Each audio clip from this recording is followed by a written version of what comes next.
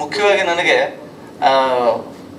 S P Balasubramanya ಅವರ ಪುತ್ಥಳಿ ಮಾಡಬೇಕು, ಅನಾವರಣ ಮಾಡಬೇಕು, ಅದನ್ನು ಇದು ಮಾಡಬೇಕು ಅಂತ ಆಲೋಚನೆ ಬಂದಿದ್ದೆ ಇತ್ತೀಚೆಗೆ ಒಂದೂವರೆ ತಿಂಗಳ ಕೆಳಗೆ.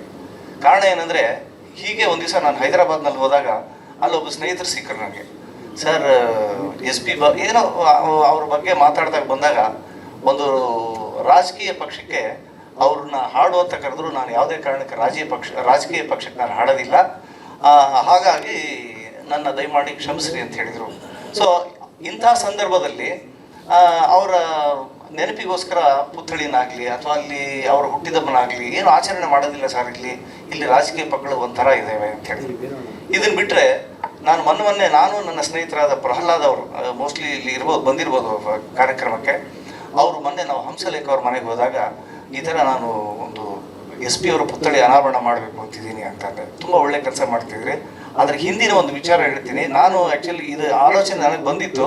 ನಾನು ಒಂದು ಯೂನಿವರ್ಸಿಟಿಯಲ್ಲಿ ಇದನ್ನು ನಾನು ಪ್ರಸ್ತಾಪ ಮಾಡಿದಾಗ ಅಲ್ಲಿ ಚಾನ್ಸಲರ್ ಇಮಿಡಿಯೇಟಾಗಿ ನನಗೆ ಒಂದು 5 ಲಕ್ಷ ರೂಪಾಯಿ ಕೊಟ್ಟು ಇದನ್ನು ಮಾಡಿ, ತುಂಬ ಒಳ್ಳೆ ಕೆಲಸ. ಮತ್ತು ಎಸ್ ಪಿ ಬಿ ಅವರ ಒಂದು ಇದೇನಿದೆಯಲ್ಲ ಅನುಭವ, ಅದನ್ನು ಒಂದು ಸಬ್ಜೆಕ್ಟ್ ಆಗಿ ಮಾಡೋದಕ್ಕೆ ಪ್ರಯತ್ನ ಮಾಡೋಣ ಅಂತಂದಾಗ ಇಲ್ಲಿ ಕೂಡ ಕೆಲವಾರು ಸರ್ಕಾರಗಳು, ವ್ಯಕ್ತಿಗಳು, ರಾಜಕಾರಣಿಗಳು ಇದು ಆಗಲಾರದ ಕೆಲಸ, ಇದು ಮಾಡಬೇಡ್ರಿ, ಅವ್ರದ್ದು ಮಾಡಿದ್ರೆ ಇನ್ನೊಬ್ರದ್ದು ಮಾಡಬೇಕಾಗತ್ತೆ, ಅವ್ರದ್ದು ಬಿಟ್ಟರೆ ಇನ್ನೊಬ್ರದ್ದು ಮಾಡಬೇಕಾಗತ್ತೆ, ಹೀಗೆಲ್ಲ 108 ಕಲಾವಿದರುಗಳೆಲ್ಲ ಬಂದ್ಬಿಡ್ತಾರೆ, ಬೇಡ ಇದನ್ನ ಬಿಟ್ಬಿಡ್ರಿ ಅಂತಂದು ಹೇಳಿದ್ರು ಅಂತ.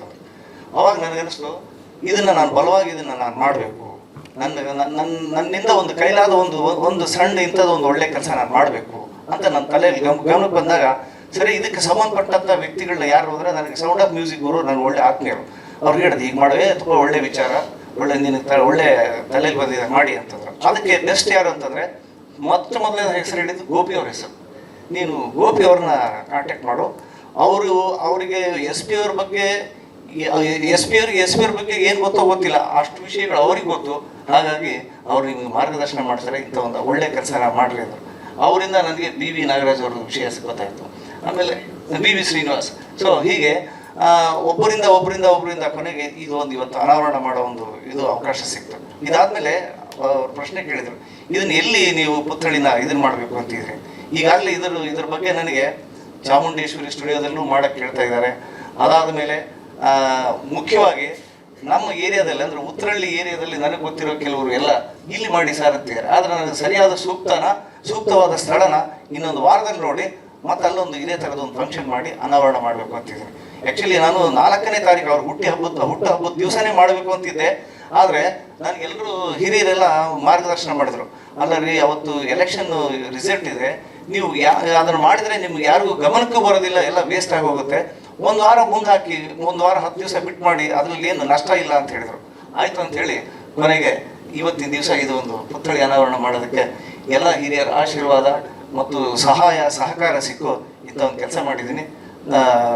ಇನ್ನು ಮುಂಬರೋ ದಿನಗಳಲ್ಲಿ ಇಂಥ ಏನಾರ ಕೆಲಸ ಮಾಡೋದಕ್ಕೆ ನಿಮ್ಮಂಥವ್ರ ಮಾರ್ಗದರ್ಶನ ನನ್ನ ಮೇಲೆ ಸದಾ ಇರಲಿ ಅಂತ ನಾನು ಕೇಳ್ಕೊಳ್ತೀನಿ. ನಮಸ್ಕಾರ. ಇನ್ನು ಮುಂದೆ ಇನ್ನೇನು ನಡೆಯುತ್ತೋ ನನಗೂ ಗೊತ್ತಿಲ್ಲ, ಯಾಕಂದರೆ ನಮ್ಗೆ ಇನ್ಸ್ಟೆಂಟ್ ಐಡಿಯಾಸ್ ಬರ್ತಿರ್ತವೆ, ಇನ್ಸ್ಟೆಂಟಾಗಿ ಏನೇನೋ ಮಾಡ್ತಾ ಇರ್ತೀವಿ. ಇದಕ್ಕೆ ಪ್ಲ್ಯಾನ್ ಅಂತ ಏನಿರೋದಿಲ್ಲ, ಪ್ರೀ ಪ್ಲ್ಯಾನ್ ಅಂತ ಏನೂ ಇರೋದಿಲ್ಲ. ಹಾಗಾಗಿ ಮುಂಬರೋ ದಿನಗಳಿಗೆ ಏನಾಗುತ್ತೆ, ಇಂಥ ಒಂದು ಕಾರ್ಯಕ್ರಮಗಳಲ್ಲೇ ನಾವು ಎಲ್ಲರೂ ಸೇರಿ ಮಾಡ್ತಾ ಇರೋಣ ಅನ್ನೋ ಅಭಿಪ್ರಾಯ ನಾನು ತಿಳಿಸ್ಬಲ್ಲೆ. ಸ್ವಾದಿಷ್ಟತೆಯ ಸ್ವಾದ, ತಾಜಾತನದ ಆಹ್ಲಾದ, ಉತ್ತಮ ಆರೋಗ್ಯ ಮತ್ತು ಹೆಚ್ಚಿನ ರೋಗ ನಿರೋಧಕ ಶಕ್ತಿಯ ವೃದ್ಧಿಗೆ ಈಗ ನಿಮಗೆ ಸಿಗುತ್ತಿದೆ ಉತ್ತಮ ಗುಣಮಟ್ಟದ ಪೌಷ್ಟಿಕಾಂಶ Shri Vaidik millet health mix. ಇದು ಸಿರಿಧಾನ್ಯಗಳ ಸಂಪತ್ತು.